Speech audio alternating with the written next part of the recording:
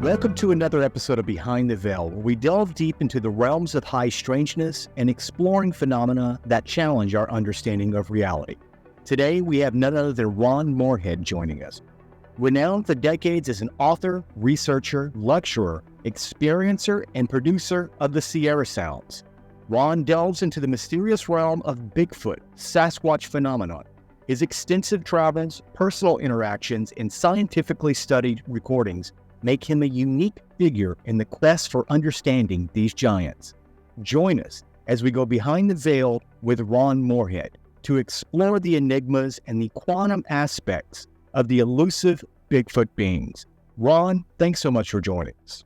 Well, thank you, Mike. I appreciate you asking me. That was a great introduction. Thank you. You're very welcome. You're very welcome. And I really wanted to thank you for coming on because you're somebody who has honestly been on my bucket list to talk to, because when I first got into the Sasquatch phenomena, I started off as a flesh and blood. I probably lived up in the Pacific Northwest, maybe Alaska, stuff like that. But the more I dived into the Sasquatch phenomena, the weirder it got. And that's when I came across the Sierra Sounds, which absolutely blew my mind back when you captured that. Not that I was around when you captured that. It took me a little bit decade. But when I first heard them, it really blew my mind because it was the first time that we were actually really hearing what these beings sound like. And another thing that kind of really took me away is I was watching a documentary one day, and I can't remember which one it was, but you were on there, and they were talking about your book, Quantum Bigfoot. And there was a couple of moments that you described back in the Sierras that were really, one could only describe as like high strangeness, where there were orbs, rods, glowing rods involved as you described it. And when I heard you describe those incidents, it really blew me away, because over 20 years ago, I had my own personal encounter. I can't say it was Bigfoot related, but I had an incident where I saw a glowing rod, and then it followed up with an orb. But before we get into that, I really want to take us back to the 1970s, where you were venturing into the Sierra Mountains. You and a gentleman named Al Berry captured something on tape which was extremely incredible, something that could only be described as Sasquatch voice. These recordings, now known as the Sierra Sounds, are the most credible of its kind, with the potential to unlock the secrets regarding the existence of this legendary creature. Not only that, but as I just mentioned, you had a whole host of other high strangeness moments that went along with that. If you don't mind, can you take us back to that famous day? How did this whole venture even begin into the Sierras, and describe how that all took place? All right. Well, it happened in 1971. And Al Berry, actually, he didn't come until 1972. He was an investigative reporter that we invited in that winter. I got invited in part of a hunting group that was hunting that area since 1958. And they had this camp set of just a group of logs around a deadfall around a group of trees, I should say. And these things came around the evening time and started making the ruckuses. And they came out and told, I was friends with them. There was about 5 of them in the hunting group until I joined them, which made it 6. But one guy wouldn't go back, so I guess we're back down to 5. I do want to interject real quick. Did you even know what a Sasquatch was when this happened? Oh, I had seen the Patterson film, I guess, because I was raised in Northern California. And but we weren't looking for Sasquatch. Nobody. Yeah. And that was one part of the element that I didn't know. I didn't know if that was something you guys were actually looking for. But for you to get back on your story, this happened. You had no idea that, you weren't out looking for Bigfoot. One of the guys got scared off when he heard the sound. He came out and told the wives, there is something monster up there of some type. Yeah, again, we weren't looking for they weren't looking for Bigfoot at all, and they didn't know what it was. Like the way you started out, we all look for the ape in the woods, Yeah, thinking they are, and that's what we were thinking then. There's some kind of an unidentified something. But anyway, they wanted to go back and see if the guys had eaten or how they were doing, and he said, "I'll go back, but I'm not going to go back by myself." they were daylight coming out. And so I again was friends with them all, so I joined them on a trek up there, 8 miles into the wilderness area for the place you could drive, and 8,400 feet in elevation. It's there in about a mountain. And it was a very imposing area to get to. Yeah. Over the years, I've had a few broken ribs with the horses go off the trail or something. You have to have a really good seasoned horse. Yeah, I bet. And we walked up. We were walking. This guy, he was like a mule anyway. I was. I thought I was thinking, shit, he about to kill me. And we got up there, the guys were ready to come out, but fortunately, I got to ride one of their horses, so. Yeah. Otherwise, my legs wouldn't have made it, I don't think, like rubber. But that's how it started. I saw the big, huge footprint they showed me before it took off, and I heard the sounds they recorded the night before, and they were just very unusual. So I wanted to be part of the group, and I was friends with them, so I became a hunter that winter. I learned about a rifle and started doing the things that hunters do, you know. Yeah. And the following spring in 72, we went up and started experiencing them again up there. A lot of snow up there at 8,400 feet in April or May. Yeah, I can imagine. Anyway, Albury ended up coming in 72 also. He was reporter at the Reading newspaper in Reading, California. And they had to drive for him to come down, but he wanted to go in, and he thought there was a hoax. He was trying to uncover something strange like that. That's what he does. Yeah. He couldn't find it, and he started experiencing the same thing and started recording also. He fostered the studies, actually. He did. We were all recording, all five, six of us. And anyway, it's a lot of collaboration there, I guess, between the recordings. But he didn't. And I tried to solicit that winter of 72, I tried to solicit some help to make sure they weren't any fun making with it. Yeah, because he tried everything he knew to try to find out if anybody could be fluent this up there. And it's pretty ludicrous for someone to do that, especially when it's a highly armored guys. Yeah. Right. You have to be a brave soul to start trying to spook some cowboys with rifles, making weird noises in the high Sierras. Well, anyway, he ended up writing doctor. We seeked out quite a few academia trying to get him to take it on, but they wouldn't take it on seriously because they thought they just playing with him or something. Yeah. It wasn't until he got a hold of I.E. Tybal, people who played the Watergate tapes, and they listened to him, said, well, whatever they are, they're very powerful voices, and we can't study them ourselves, or not for free. And they suggest you get an academia, but take a hold of them at some university or something. But anyway, I.E. Tybal at place there that studied the Watergate tapes, they said that there was no 60-cycle hum, and that they were made at the time of the recording. Mm-hmm. He got a hold of Dr. Curlin at the Wyoming, University of Wyoming. He took it seriously. He decided, I'll study him. And he just wanted to know one by one where the other. Can they be manipulated? Were they faked or were they real? Dr. Curlin, they're real. Or made this represents somebody, at least one part of it, 8 foot tall. Right? Yeah. I mean, it's arguably one of the most scrutinized pieces of audio tape in the world. Oh, really? Well, I mean, it probably is. I can't imagine anything else that would be scientifically analyzed and blasted all over YouTube and the internet more than the Sierra sounds. Well, they've taken quite a bit of people trying to debunk them. But they competed to come in because they were right. Could you talk about, I mean, when you listen to the sounds, and we'll play some here in a minute, whose idea was it to get the recorder, and where was the recorder placed? Because when you listen to the audio sounds, you can hear you in the background, because there's a point in time in the audio where you guys are going back and forth with the Sasquatch, where there's a mimicry going on, where you're whistling, it's whistling, but the creature sounds closer to the audio tape. What was take me back to the moment of where did you strategically, how did you place the audio tape? Where did you place it, and how did you achieve these recordings? Well, it wasn't just one time, this went on from 71 to 76. Yeah. A lot of recordings. when we're inside the shelter, which is a group of trees surrounded by people, we wrapped around this group of circular trees and let dead fall up on it.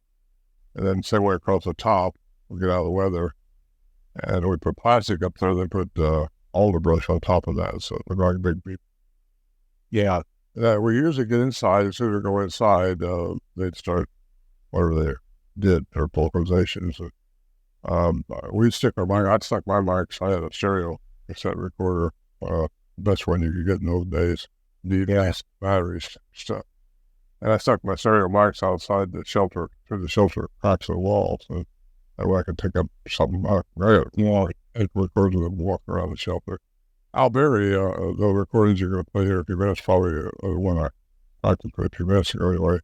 That was, he had remoted his mic up beyond the shelter about 30, 40 feet, up to a little tree.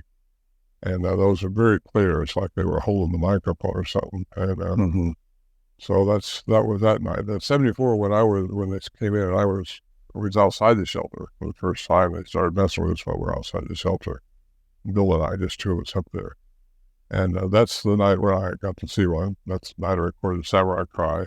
I had a little recorder then. I had my satellite. By then, I wasn't really carrying that much. We were all just dealing with it. We weren't like Al Berry was. He was a professional investigator. And but we were sitting out by the stove, and Bill was putting the horses away, and I was fixing the meal. And they were already at camp when we got there. I found out later from who it is that I found, which I write about in one of my books. And anyway, the recording of Samurai Cry was up from behind me, and I got my little recorder out of a saddlebag and started recording. And he was screaming, go down, and he was heading down towards where he think was a female and adolescent down by the creek. And I recorded those sounds too. Anyway, we were both recording that night, and it was an exciting night. We both got glimpses of them that night. Can you talk more about what exactly did you see? And one of the fascinating things about being able to have this conversation with you is because these are things that I'm super curious about it myself, because I never really knew exactly what you saw. I know that you did get glimpses of them, but it's fascinating to be able to hear this, as we're having a conversation just right out of your mouth. But talk about, what did you see? All right, I saw just a hominoid, bipedal something going down through the trees, through the forest to where the creek was, where the other two were. And it looked like it was so smooth and so fast, really. Yeah. Couldn't make any details because it was just a moonlit night, really bright. Light night at 7,400 feet there, mountain you could read a newspaper just about. But it wasn't all that close. It was probably 60, 70 yards away going down through there. And that's all I saw. Like we were going down. Bill, on the other hand, saw one down by his whole arm down by the creek.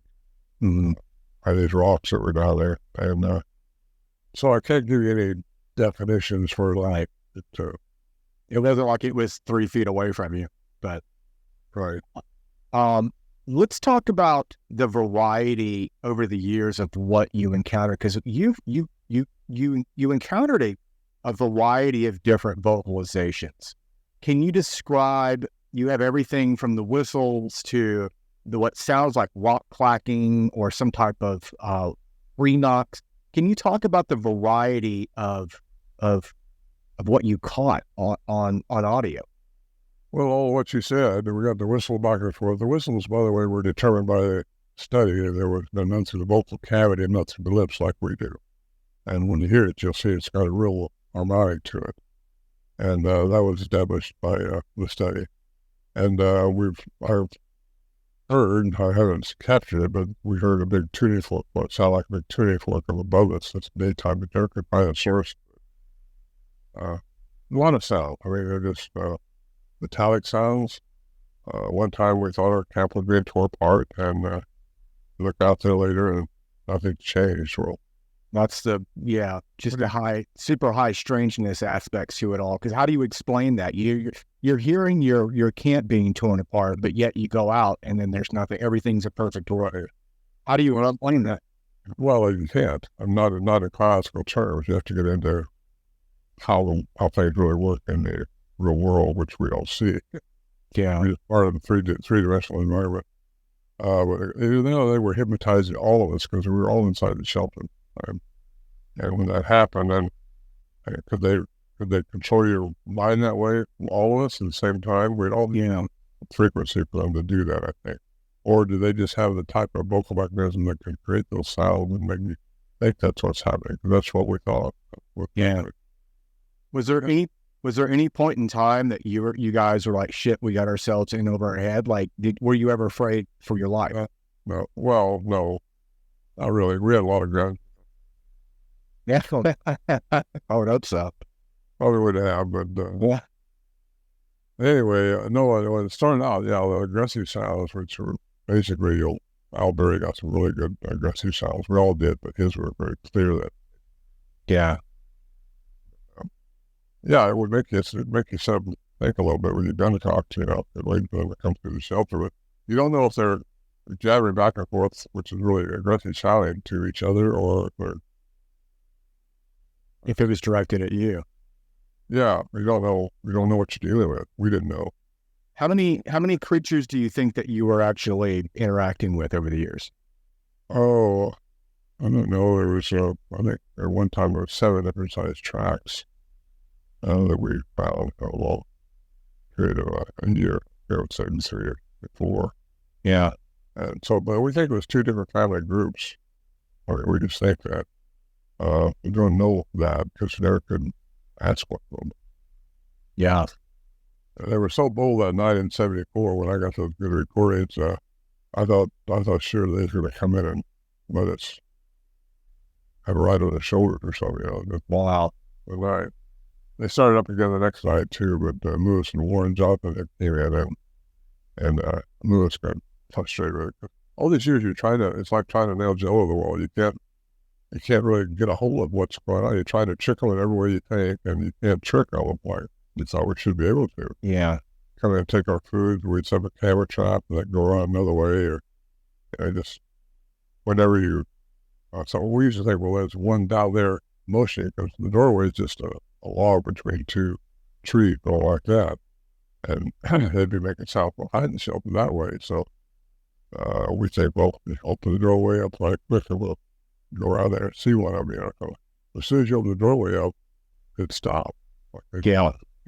We just say, well, maybe they got one down there motioning or something that doesn't make a noise.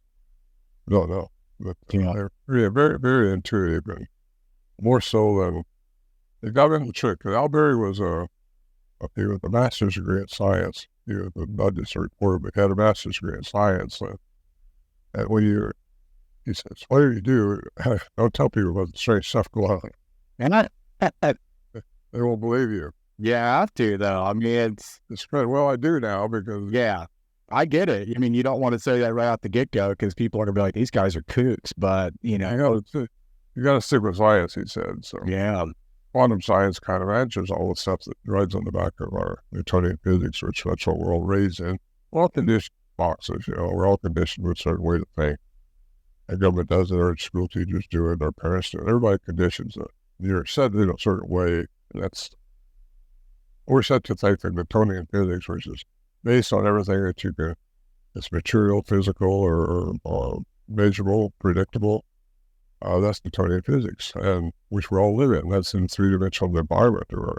But you get outside of that, and you realize there's more going on because quantum physics is only over 100 years old. It's credited for knowing more about things. It's all mathematically established, and if you never see the micro world or the macro world of quantum physics, you just don't see it beyond our visible range. We only see within 430 and 770 terahertz. That's our frequency, and everything is energy, frequency, and vibration. Yeah. Well, if you don't mind, I'd like to play some of these sounds so people can, if they've never heard the Sierra sounds, that they're familiar with it. We're in for a night view.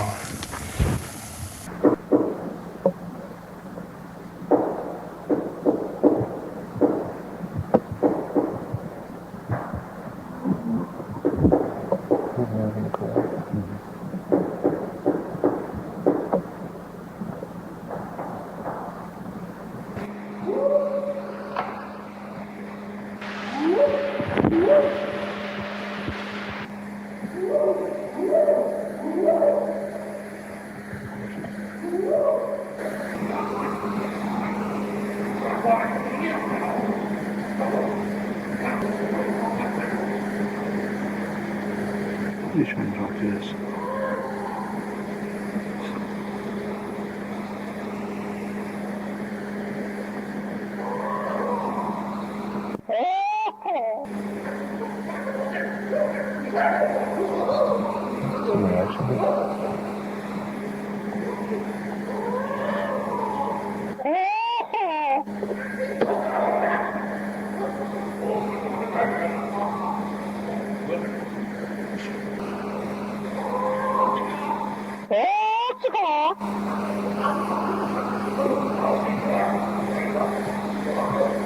Like a laughing.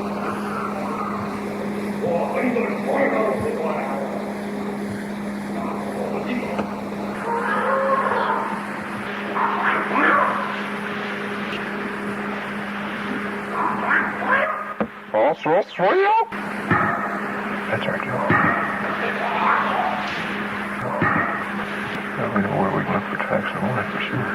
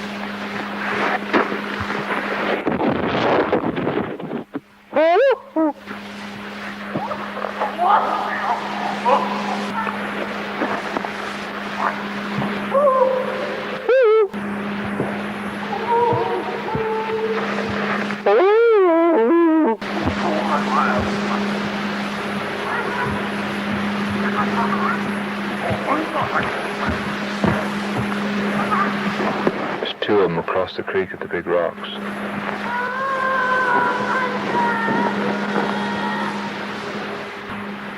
It's a hard act to follow. It sounds like he talks to us and they talk to each other. Yeah.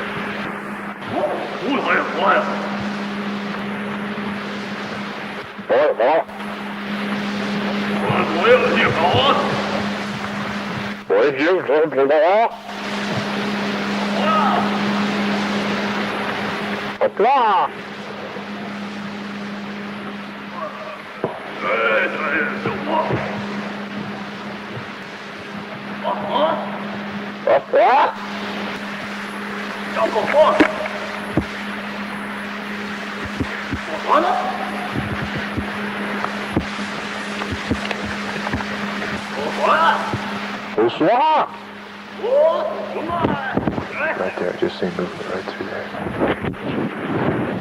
That is absolutely incredible. Those are some bizarre sounds, to say the least. And wasn't there a crypto linguist that ended up dissecting this sound and saying that this was a valid language? Yeah, by accident, he ran across him looking for a project for his son at school. He's a retired Navy cryptolinguist trained by the military to decipher, or not decipher, but transcribe codes or languages that he's never heard before, to see if it is a language or if it's a code. The deception or something like that. He's a two-time graduate of the Language Institute of Foreign Languages for the military. So he spent his career doing this, and he retired and started teaching college, foreign languages at college in Missouri. Well, he heard about this through his son's project he was trying to do.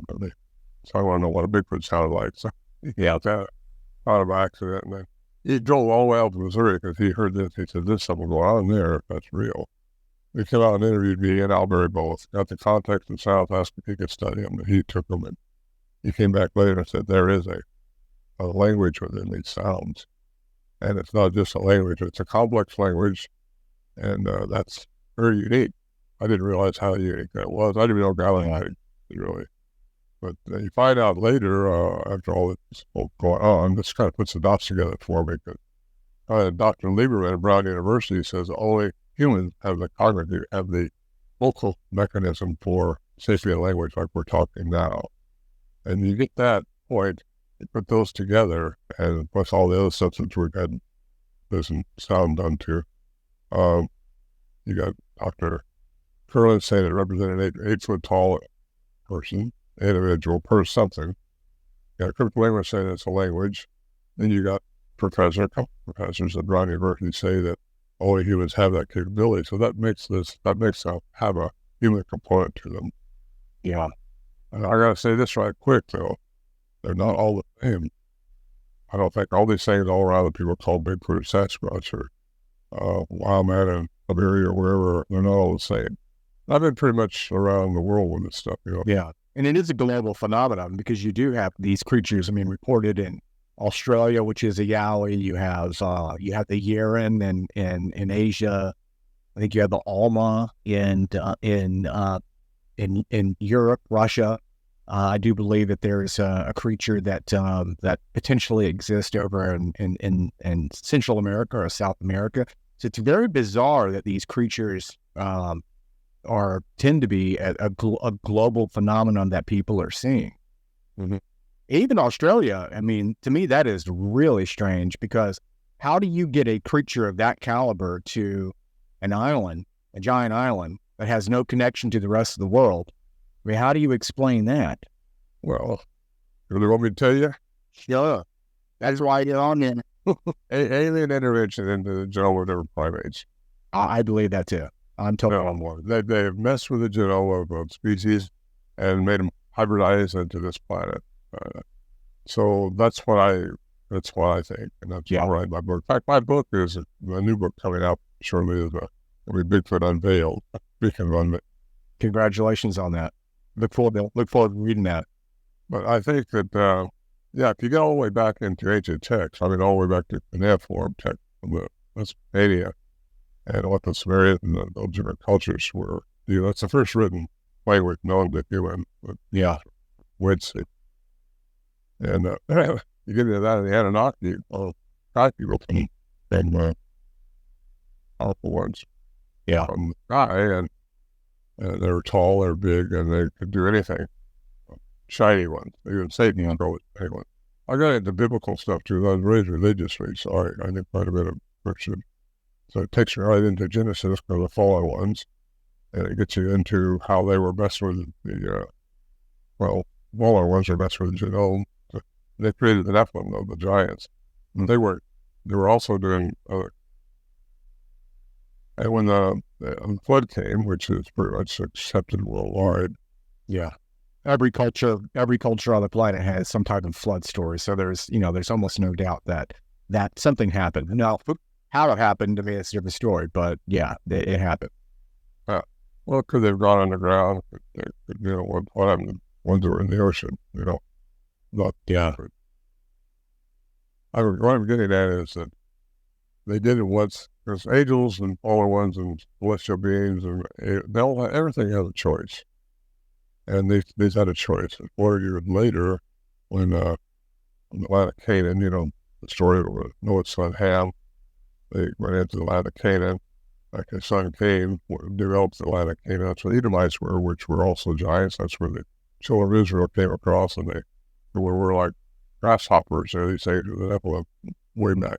Well, this is 400 years after the floods. So how's all that happened? Well, it happened through recessive gene of one of Noah's son's wives, or they came back and started messing with the genomic data, creating these things. But they're a little smarter this time. You look at Michelangelo's painting, The Judgment Day. There's a cave there which depicts two hairy people like paint in it. And that's known as the Edomites, which were also in the land of Canaan. They were giants. That's where also I get off on this stuff. That's okay. Me too. That's what I wrote here. Been doing this for a lifetime project. I love it. I've been in South America a couple of times and seen some remains down there that wasn't human. Yeah. So I know that advanced technologies have been here. They're here now. They've been coming eons. I think Bigfoot creatures were probably made before Homo sapiens were. Yeah. By aliens. And a lot of them, maybe there's different types of these things, but I like the Patterson film, which most people are aware of. I think that was a hybrid type, more of a hybrid type, because it's got more of a humanistic look to the tracks. Our tracks are more laid, big, five-toed tracks, and they were different. Plus, ours has language. I'm not sure all these things can have language like ours. However, I've had a lot of people report to me that they've heard that sound. Are you familiar with, there's only one other person who's actually, well, maybe a couple of people that have actually caught vocals on Sasquatch, and they do kind of sound similar. There is a guy who I followed on YouTube, Sasquatch Ontario. I don't know the man personally. I followed his channel. He has some really impressive vocals of an alleged Sasquatch that he claims that's on a property that they're investigating. Are you familiar with that at all? Yeah, that's Mike Patterson. Yeah. Yeah, he contacted me years and years ago about these, and I said, we got to get somebody professional to study it first. Like even Scott Nelson, the cryptolinguist, that's with ours, he gave a thumbs down and said no, because Scott looks for something that's outside the human range now, and what he's recorded inside the human range. So you have to be studied, and I'm sure he wanted to do that, but he's got quite a following. I don't have anything against him, but yeah. I just wanted to get your opinion on it because I didn't really, I'm somebody I'm an open-minded kind of guy, but I'm also a skeptic. I like to listen and be open-minded to things, but I really didn't know much about, like your thoughts on those vocalizations. There really hasn't been that many people who've actually, other than, some whoops and yells, but there's no one that I really know of that's ever caught anything quite as dynamic vocal-wise as what you've captured. I haven't heard of them. I haven't. I didn't realize back in those days that these sounds were going to have the kind of that you would be sitting here in 2024 doing podcast with me. Never anybody else and never been writing, but it's funny how history plays for us. I do want to touch base with you on what I mentioned earlier in the show was the fact that I was watching a documentary. I can't remember the name of the documentary, and you were on it, and you were talking about quantum Bigfoot, and then you mentioned that you encountered some orbs and rods. While I do believe it was in the Sierras, can you talk about that phenomenon? Because I once I hear from you about that, I would like to share my own personal encounter and get your thoughts on that. But tell me about what did you? I believe orbs are a form of energy, like everything is. But I think this, like you mentioned, the light that we saw, the glory light that we watched go by our tent. That was in 2016. Actually, that's how it was. And was that in the Sierras? Yeah, at the camp. David Alides, a missing boy, I took him and his radiographer up there, and he's the only one I've ever taken up there to do something like. They want to know what I saw and how. So I pointed like this, how it went. Through the trees and manipulated all the way out. And this was an orb? No, it was I call it like a light stick. Light stick. That's what I experienced. It was just floating, manipulating through the trees. Well, what do you do with that?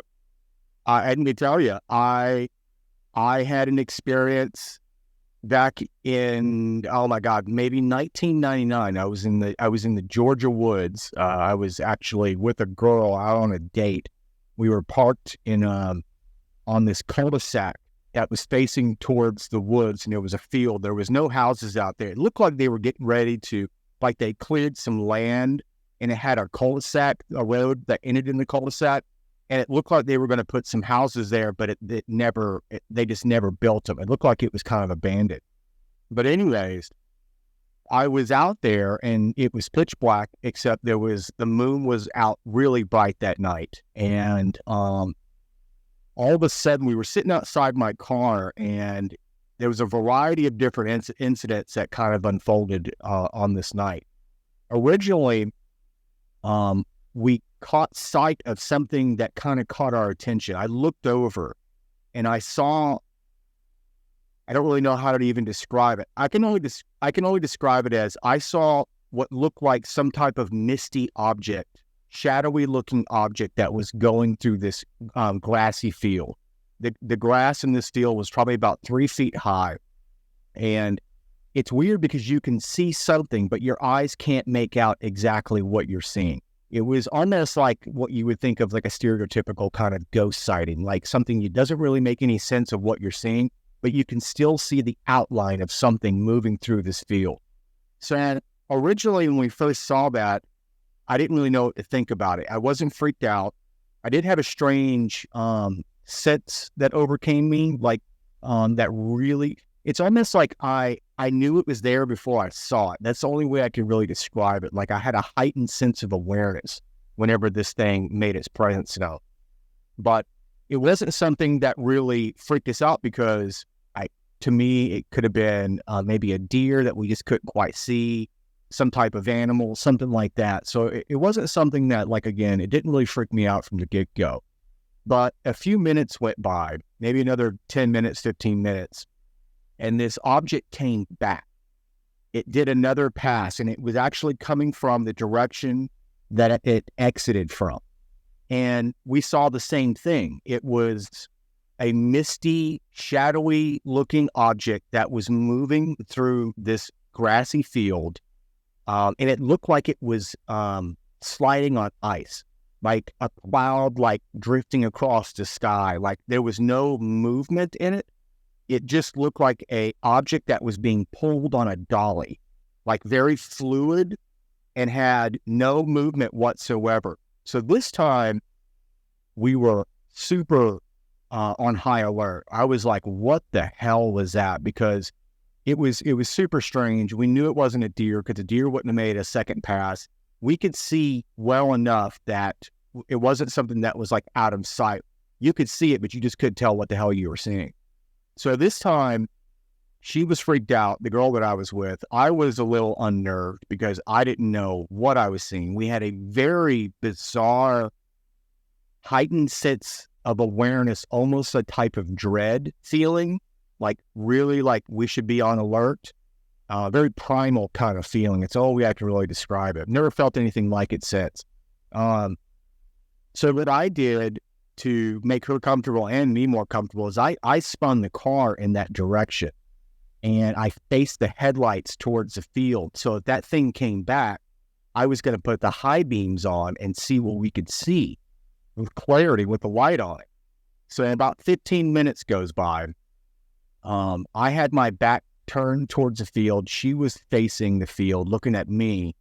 And then all of a sudden, I could feel like the hair stand up on the back of my neck. And all I heard was from her, she goes, "Oh my God, there it is again." Like I felt it before she even said the words, "Oh my God, there it is again." I turned back around. This thing was closer this time. And it looked like a dark, shadowy, kind of jagged looking thing that was going through this field like something sliding on ice. It's the only way I can describe it, or being pulled on a dolly. And you could hear what sounded like leaves blowing in the wind. I was completely shell-shocked at this point. I was frozen in fear. I could not move. I did not turn on the car headlights at all. I was completely 100%, that thing had my attention. I watched this thing drift over to this, to the wood line. And right there where the wood line was, there was a barbed wire fence. And all of a sudden, I see come out of nowhere, I lost sight of the object. And I see what I can only describe as a lightsaber, 3-foot long, glowing rod. And it wasn't super bright. It was almost like I always describe it as like a dirty fluorescent bulb, kind of a sandy kind of color. It was not radiating bright light like a normal fluorescent bulb you'd see in a warehouse, but it was about that long. It went over to the barbed wire fence on the edge of the wood line, and it looked like it was actually went to the top wire of that fence and wrapped itself around the wire and was traveling around it like a python. Wow. I'm completely, your brain can't even make sense out of something like that. I mean, this is going to sound funny, but my brain went into overdrive mode, and my brain was trying to tell me that I was seeing the top of a golf cart. Like if you saw a golf cart going through the woods and you always saw the top of it, like that right top. I mean, literally, like that's your brain tries to, when you see something that shouldn't exist, your mind will go into self-defense mode and try to make sense out of it. But yeah, I mean, it's trying to fill in holes, just like you said. But this thing it looked like it was riding the top wire of that barbed wire fence, and then all of a sudden it condensed itself into a glowing rod about the size of a flashlight. And when I saw that happen, my brain told me it's just a man with a flashlight. And I actually had a sense of relief when it happened, because I was like, okay, it's a man. It's somebody out there. Whatever we're seeing, we're just not seeing it correctly. We're confused. So it was just sitting there kind of floating. It almost had like a natural kind of gait, like if there was a man actually holding a flashlight. It wasn't completely static. It was just kind of floating. So I actually yelled out. I was like, hey, who is that? What do you want? I was praying for a response. It was crickets. We didn't hear anything. And then all of a sudden, I caught notice of something that was extremely strange about this light. And again, we're talking about pitch black at night, 11 o'clock at night, moonlit night. This light that I saw, the size of a softball, was not projecting any light at all. If that was a flashlight, it should have lit up the grass in front of me. It should have lit up the woods. It should have lit up us.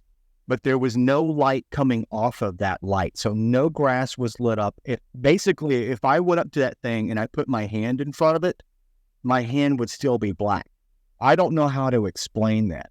But your story about that, the rod that you saw, was the first time in my life I've ever heard anybody describe that encounter. And obviously your encounter happened a hell of a lot longer than mine. I mean, way before my encounter. Now with the rise of podcasts and Sasquatch, podcasts and YouTube and all that, I have heard stories about orbs correlating with Sasquatch sightings in some cases, but I don't think I've ever heard another rod story until I heard yours. And I tell you, that meant so much to me when I heard your experience, because it's kind of torturous whenever you experience some, and there's no one out there that experienced what you saw. It'd be like, for me, example, me being out in the woods one day and seeing a giant purple T-Rex. But there's never anybody who's ever seen a big giant purple T-Rex except me. It's torturous because no one's going to believe you, but your experience validated my experience. And I just wanted to share that with you. I don't know what it was. I don't know what the shadow-looking thing that I saw was. For years, I thought it was, I just chalked it up as a ghost tale. Since then, over the years, my thoughts have changed. I still couldn't tell you what the hell it was that I experienced. But now that I've heard your story, along with other stories of high strangeness correlating with orbs and rods, it really sends you down the rabbit hole of how complex our reality is, and that it lets you know that our world is much stranger than we can ever grasp, honestly. If you knew, Mike, how much is around you right now that you just don't see. Yeah. In the form of energy sources. And that's all, I suspect that's what you're witnessing that night. Yeah. It's just a form of energy. Some people can see energy, and some people cannot see energy. And it's where ghosts are. It's where things hang out in the ether of this planet. Mm-hmm. There's just so much going on. We only see certain frequencies. There's so much more going on. Yeah. Dimensions.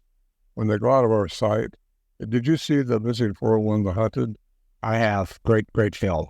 Did you see the prod that I'm talking about? Yes, I saw that. Did a real good job with this. Yeah. That's pretty much exactly what I saw. Yeah, it wasn't like shining a bunch of light everywhere. No. Did Did your orb and rod, did you notice any light coming off of it by chance, or was it self-contained? Self-contained. I didn't know where to go, and it was just a rod of light. Yeah. It wasn't shiny light. Yeah. I mean, how do you explain that? How can you have a light that does not project light? Well, I was really hoping you had that answer. well, when you get into quantum physics, it's on, nothing can separate. Yeah, I know. It's like a real life Alice in Wonderland when you get into that. I mean, it's pretty wild.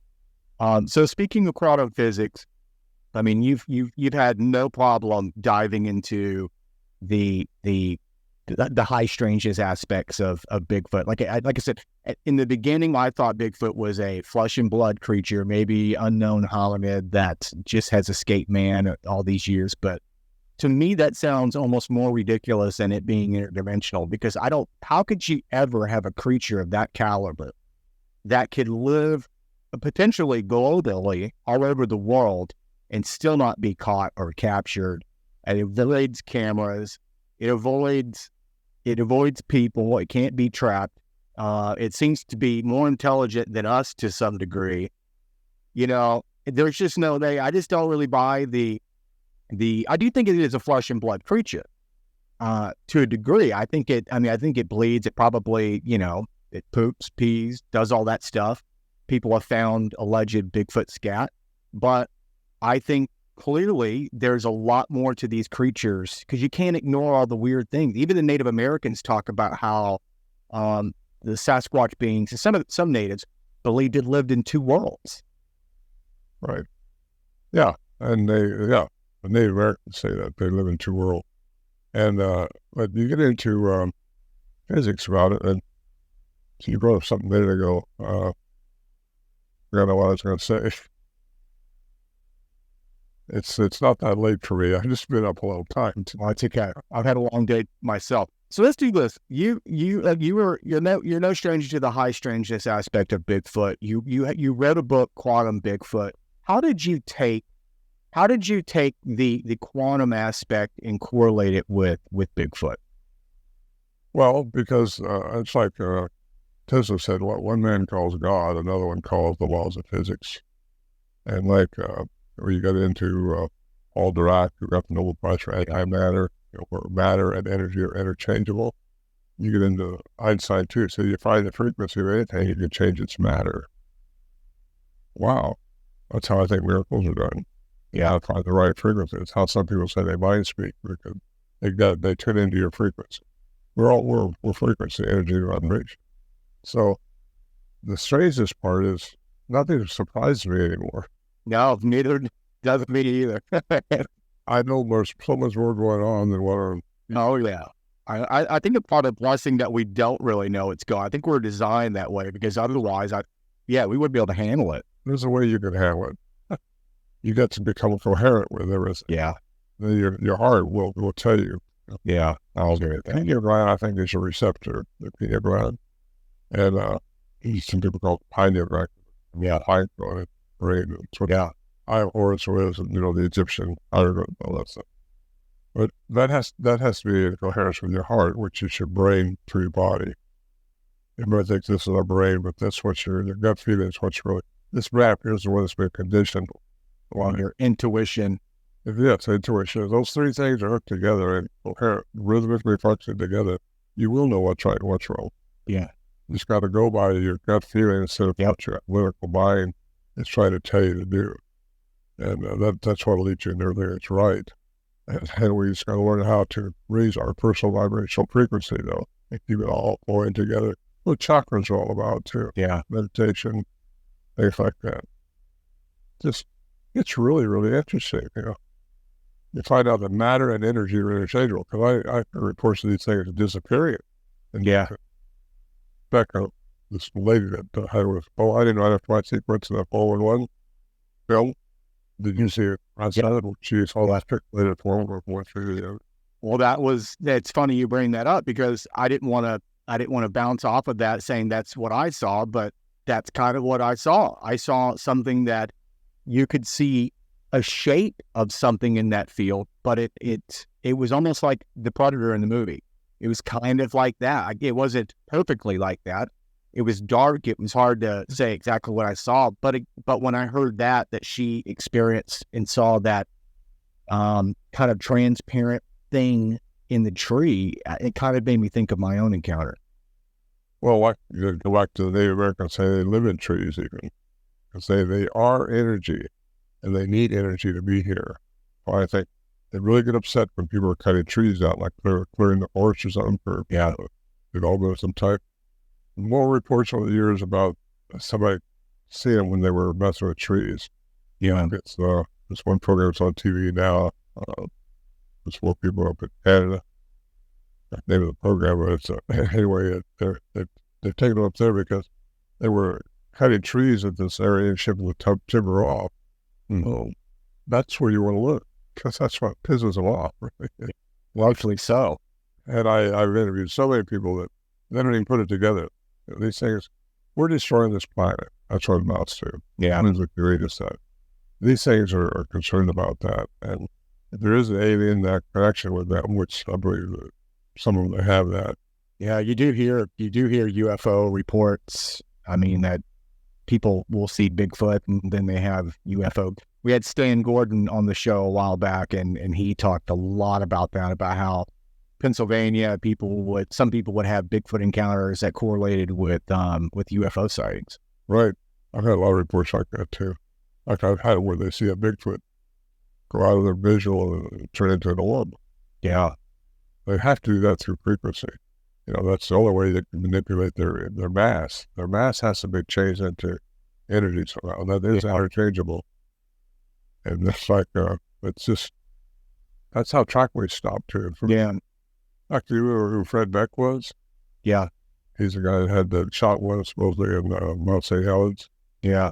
And prior to shooting one, he said that they would have had to jump, they followed a trackway. They would have had to jump 160 feet. Now that's another track where he would track it. There was other guys. He swore them down until his dying day that they were paranormal because of that. And why they couldn't find the body after he shot one. What happens? Yeah. You hear about that all the time. I mean, well, I don't want to say all the time, but I mean, I've heard over the years where people would, take pictures of alleged Bigfoot footprints in the snow, and then all of a sudden they just stop. And there's no, when you look around, it's like, well, where could they have gone? I mean, it's a snow. I mean, they won't think that there was like giant trees around and they go, okay, maybe this thing jumped up and got into a tree and it climbed through the trees. But some of these locations, it would be in someone's backyard where there's no trees. And it doesn't make any sense. Density. Once they change their mass into energy, they have no more density. They don't leave a track. That's as simple as. And you said you believe, and I think this too, but you believe that maybe they have some type of ability where they can, through frequency, that they're able to change their mass. So whether it's not like they're really like physically disappearing, so to speak, but they're just literally changing their form. Because Buddha did that apparently, like whenever he did his transformation, he went from body to energy through some type of process.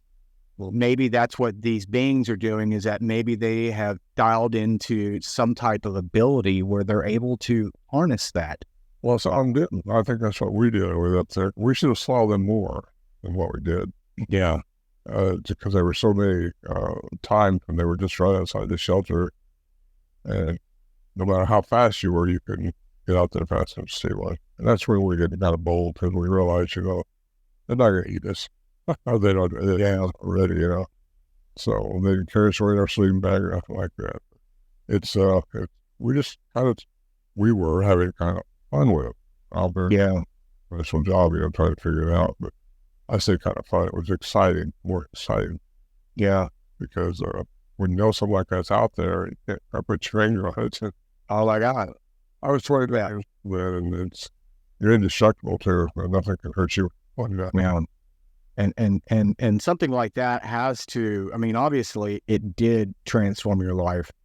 You know, when you have an experience like that of something that shouldn't exist, it's got to, I mean, what did that do to you? I mean, obviously it set you on a path to do this for, you know, this has been something in history you'll be always known for, even when you're long gone, and I'm long gone. You'll always be known for this, and the Sierra sounds will always be around for people to listen to and analyze. But how did that moment transform your life? And I mean, did it change the path of like what you were going to do with your life? Did you become like obsessed with it? I've been kind of an adventurous my life. I fly airplanes. I do what I do anything I want to do. You know, I always said when I was younger, I don't want to get old and wish I had done something. And we're done. Flown from Alaska to Patagonia, you know. And it's just how it changed me was it made all those trips experiences that I could tell. Like when I was in Nepal, you know, you find out inmates or something. When you got sick, up here, stuff like that. And I was in Russia, in Moscow, and went into Siberia. And, you know, they got no doubts at all over there. Those people were 100% on it. You know, Yeah. they took it into a cave way back in the wilderness, back there looking for the wild man, they call it. And Yeah. ceremony thing and everything. These Mongolia descendants and interesting stuff. But down in Peru, that was my biggest eye-opener when you see those megalithic structures down there. Yeah. See the remains of things that were not human. Red-headed giants, right? I mean, is that what you're referring to? Well, no, the red-headed giants were in Heights in Lubbock, Nevada. But they're red-headed, that's for sure. I mean, the ones I saw down there, but they weren't giant size. They were just regular-sized people, but they had elongated skulls, red hair. The mummification, we unmummified one. Yeah. I think I know what you're talking about. Yeah, I've seen those. But I was there with some scientists who were weighing the skulls, see how much brain matter they might have had, because the Incas used to cradleboard theirs. And by that, I bored along the side of the head. Yeah, they were trying to emulate what they saw. That didn't work. It's probably Right, and that would be one hell of a headache too, I would imagine. I was going to say that. That's got to be brutal.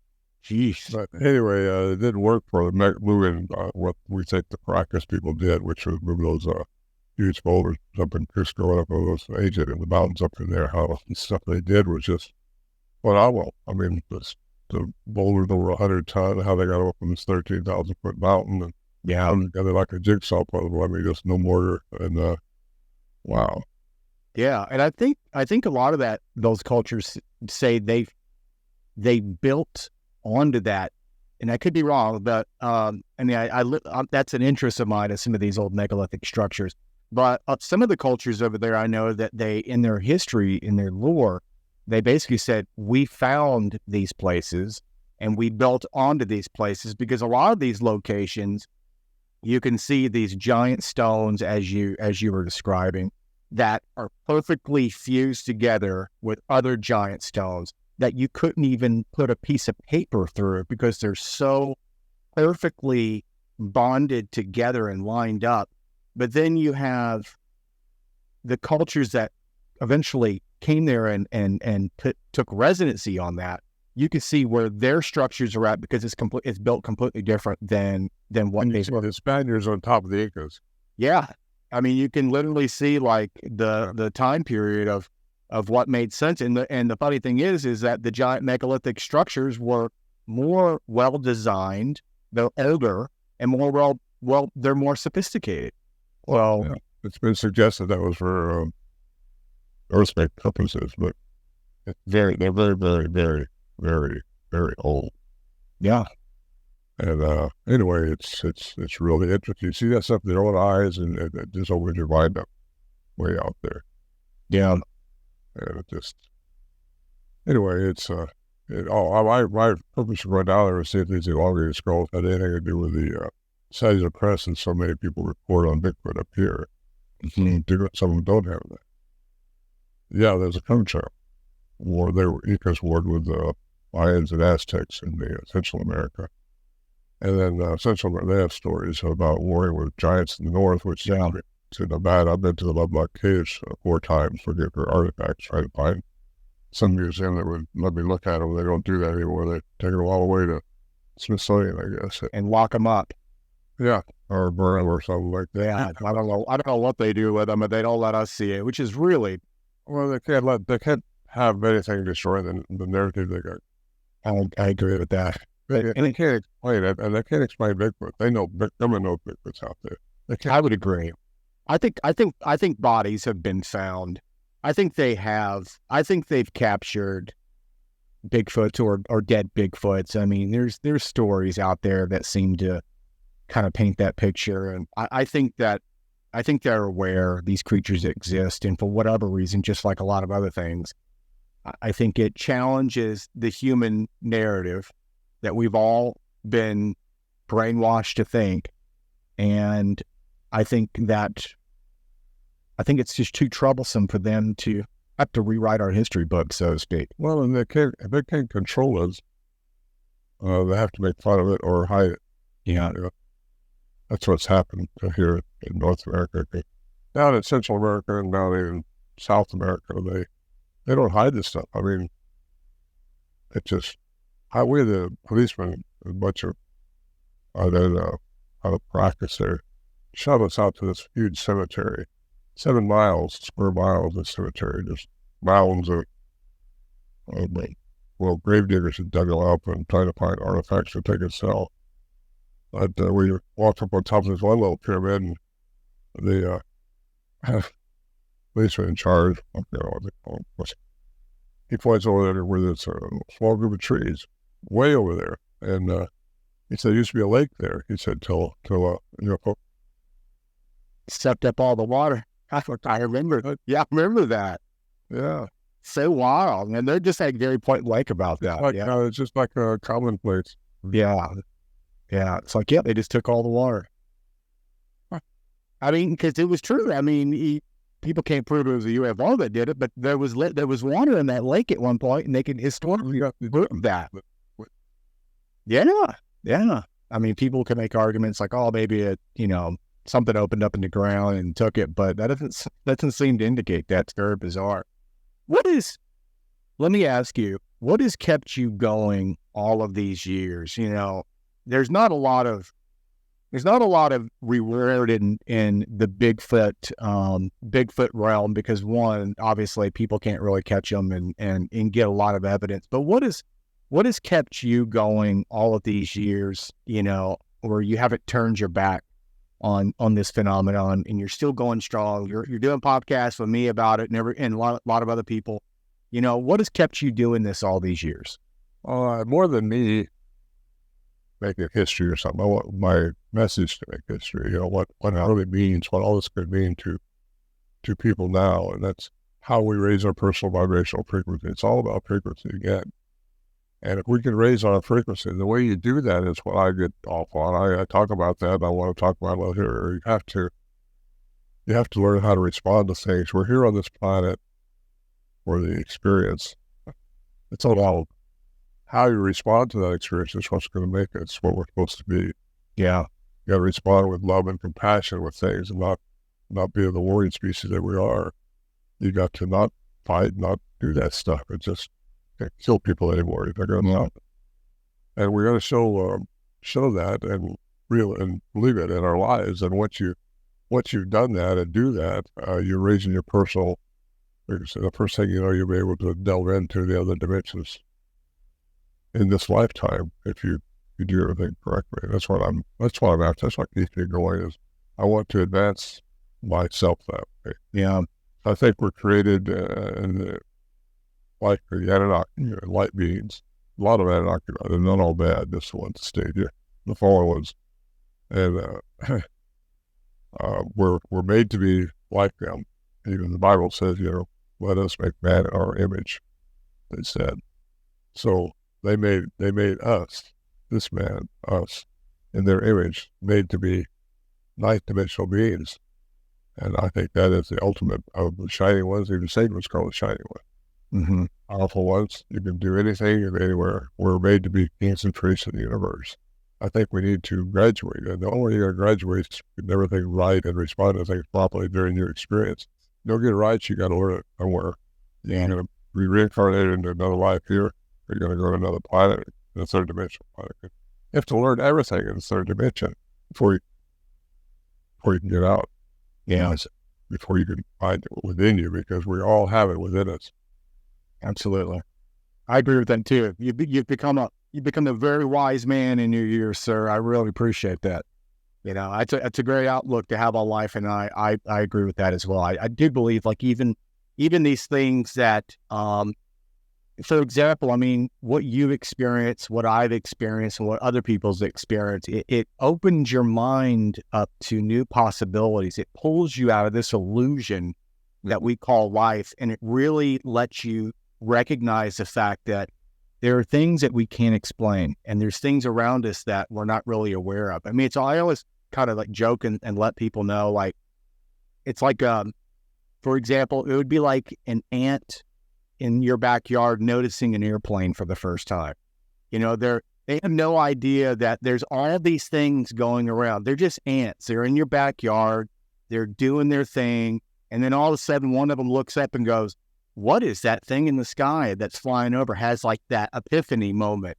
And then it creates this awareness of self, of your surroundings. And I feel like a lot of this stuff that we're encountering these days of extreme high strangeness, I think it's design. I think it is to, you know, go, hey, there's something bigger out here, and you're getting a glimpse of it. Because once you experience something like that, I don't know how you go back to your regular scheduled programming of your own, of your life that you had. You know, for me, I wouldn't say I've become obsessed over it, but it's not like an obsession where I'm not going to work or I'm losing friends or doing anything like that. But my obsession for it has done nothing but benefit my life, because like you, it's made me aware of consciousness. It's set me on a path to understand myself, the universe, of what is possible. And, you know, it's that little springboard of what could be in those experiences. And I think a lot of times when people have these experiences, whether they're UFO, Bigfoot, even the UFO experiences today, I think they're really kind of to wake people up, you know? Yeah, I agree. Even in the last days, the Bible says there were, I think it's John 17:21, as it was in the days of Noah, so should also be in the second coming. Well, what was it like in the days of Noah? Giants were here, aliens were here, chaos and six and a half. Chaos was happening to them. So I think we're going to see more and more of these UFOs. I think aliens are going to have to reveal themselves to the world all at once. I think it's going to happen, especially if we get closer to the nuclear war or something like that. Yeah, we're living. They want to save the planet. I mean, this planet needs. I would hope so. And we're about to blow it up, and we're not taking care of it like we should. Well, I do believe we're living in the most pinnacle point in human history, because there's some bizarre shit going on. I mean, I'm happy to be alive right now because yeah, absolutely. I mean, what a time to be alive.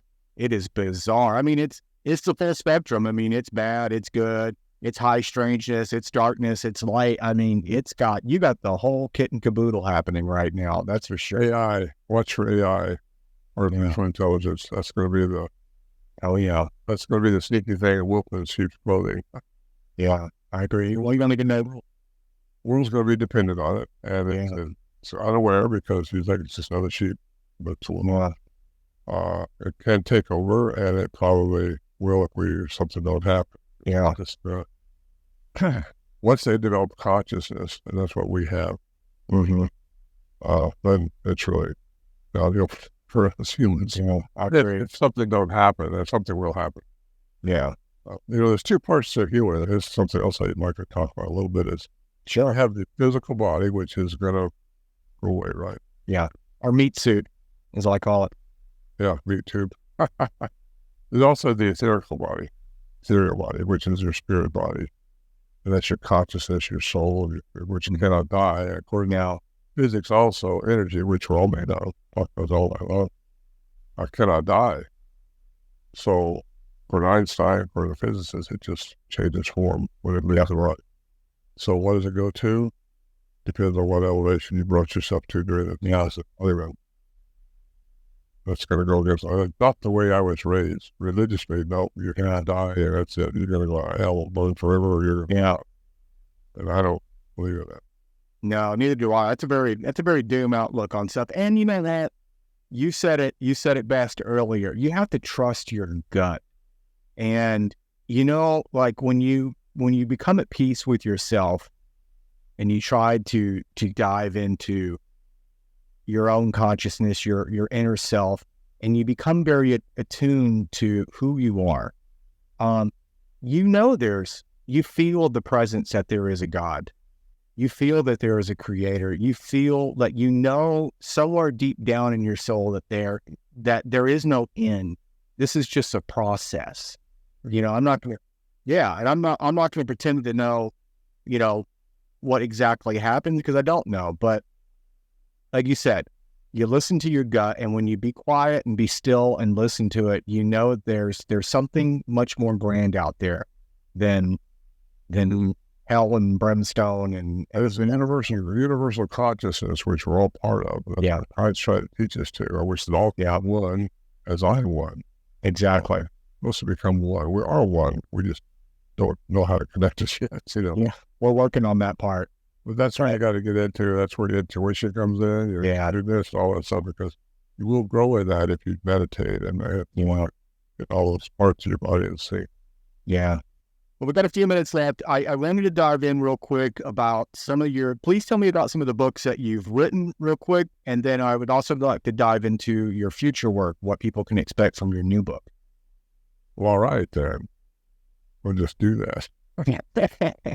My first book was Voices in the Wilderness. That's my chronicle of all this, how it came about. And when I talk about the sound that we experienced was up there, you can actually download all 20, I think there's 24 bytes that the book talks about, not the whole book. When you get to that context, you can hear the sound I'm talking about. Yeah. It's in the link that's in the book. And then that's my first book. My second book is where it's taking me now, to quantum physics. Mm-hmm. It's called The Quantum Bigfoot. Love it. Yeah, it's a great book. But so a lot of it. This is amazing. I mean, I never thought, I just had to, I got to write about this, you know. And so that's been on tour, coming through force. About a couple years ago. So I just felt like I need to put a cap. Everything comes in threes, you know. So and on this book is called, it's going to come out probably within a month. Congratulations. Bigfoot Unveiled. It goes just a little bit deeper into, you know, Tesla's 3, 6, and 9. Yeah, code, manifestation code. It gets into how important some things are. And this goes a little bit further, but it's not complicated. It's really been latest serves, I think. I've got 2 CDs that I made to download. Well, all this is available on my website, ronmorehead.com. 10. Got that right. And anyway, it's I got conferences coming up. I got the documentary being made on me now too, which should be out later this year. Oh, nice. So, yeah, it's fun. This is what I do, and this is right. There's no dull moments in the Bigfoot world, right? I want my message out. You know, that's all I want. Well, you're definitely going down in history, my friend. That's for sure. Well, I don't want to take too much more of your time. I really appreciate you coming on, and I can tell you this has been an awesome conversation. It's been something I've been hoping to do. Here you are. This has been really cool. This is going to be something on my bucket list. I get to scratch off having a conversation with you, and I really admire the work that you've done all these years. You've been a true pioneer in this line of work, and I'm very glad that you're continuing to keep doing what you're doing, and I look forward to the new book that you got coming out. So I'm super excited about that. I'll do this as long as I can. Again, it's what I say and what I feel like it's led me to all these years of doing this, and I feel like some people should know. Bigfoot, the only reason for that in my life was probably to bring about conversations like this. Yeah, there are no coincidences, as I say. I didn't believe in coincidences.